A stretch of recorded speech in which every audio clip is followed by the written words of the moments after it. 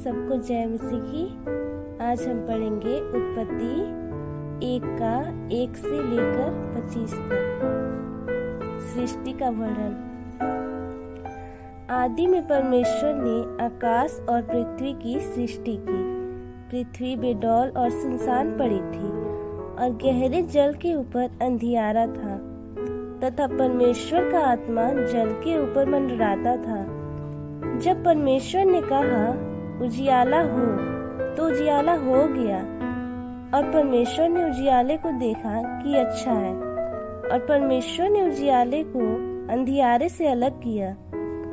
और परमेश्वर ने उजियाले को दिन और अंधियारे को रात कहा तथा सांझ हुई, फिर भोर हुआ। इस प्रकार पहला दिन हो गया। फिर परमेश्वर ने कहा जल के बीच एक ऐसा अंतर हो कि जल 2 भाग हो जाए। तब परमेश्वर ने एक अंतर बनाकर उसके नीचे के जल और उसके ऊपर के जल को अलग अलग किया और वैसा ही हो गया। और परमेश्वर ने उस अंतर को आकाश कहा तथा सांझ हुई, फिर भोर हुआ। इस प्रकार दूसरा दिन हो गया। फिर परमेश्वर ने कहा आकाश के नीचे का जल एक स्थान में इकट्ठा हो जाए और सूखी भूमि दिखाई दे। और वैसा ही हो गया।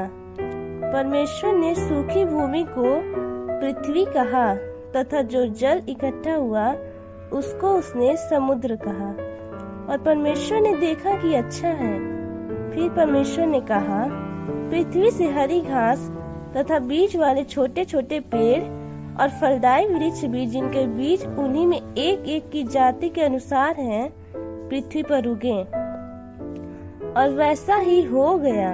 इस प्रकार पृथ्वी से हरी घास और छोटे छोटे पेड़, जिनमें अपनी अपनी जाति के अनुसार बीज होता है, और फलदायी वृक्ष जिनके बीज एक एक की जाति के अनुसार उन्हीं में होते हैं, उगे। और परमेश्वर ने देखा कि अच्छा है। तथा सांझ हुई, फिर भोर हुआ। इस प्रकार तीसरा दिन हो गया। फिर परमेश्वर ने कहा दिन को रात से अलग करने के लिए आकाश के अंतर में ज्योतियां हो, और वे चिन्हों और नियत समय और दिनों और वर्षों के कारण हो। और वे ज्योतियां आकाश के अंतर में पृथ्वी पर प्रकाश देने वाली भी ठहरे। और वैसा ही हो गया। तब परमेश्वर ने 2 बड़ी ज्योतियां बनाई। उनमें से बड़ी ज्योति का दिन पर प्रभुता करने के लिए और छोटी ज्योति को रात पर प्रभुता करने के लिए बनाया। और तारागण को भी बनाया। परमेश्वर ने उनको आकाश के अंत में इसलिए रखा कि वे पृथ्वी पर प्रकाश दें तथा दिन और रात पर प्रभुता करें और उजियाले को अंधियारे से अलग करे। और परमेश्वर ने देखा कि अच्छा है। तथा सांझ हुई, फिर भोर हुआ। इस प्रकार चौथा दिन हो गया।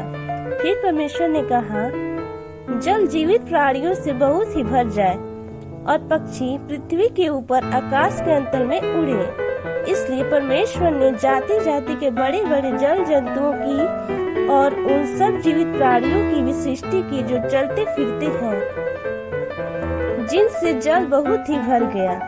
और एक एक जाति के उड़ने वाले पक्षियों की भी सृष्टि की। और परमेश्वर ने देखा कि अच्छा है। और परमेश्वर ने यह करके उनको आशीष दी, फूलों फलों और समुद्र के जल में भर जाओ और पक्षी पृथ्वी पर बढ़े। तथा सांझ हुई, फिर भोर हुआ। इस प्रकार 5वां दिन हो गया।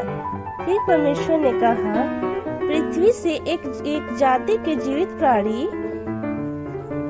अर्थात घरेलू पशु और रेंगने वाले जंतु और पृथ्वी के वन पशु जाति जाति के अनुसार उत्पन्न हो। और वैसा ही हो गया। इस प्रकार परमेश्वर ने पृथ्वी के जाति जाति के वन पशुओं को और जाति जाति के घरेलू पशुओं को और जाति जाति के भूमि पर सब रेंगने वाले जंतुओं को बनाया। और परमेश्वर ने देखा कि अच्छा है।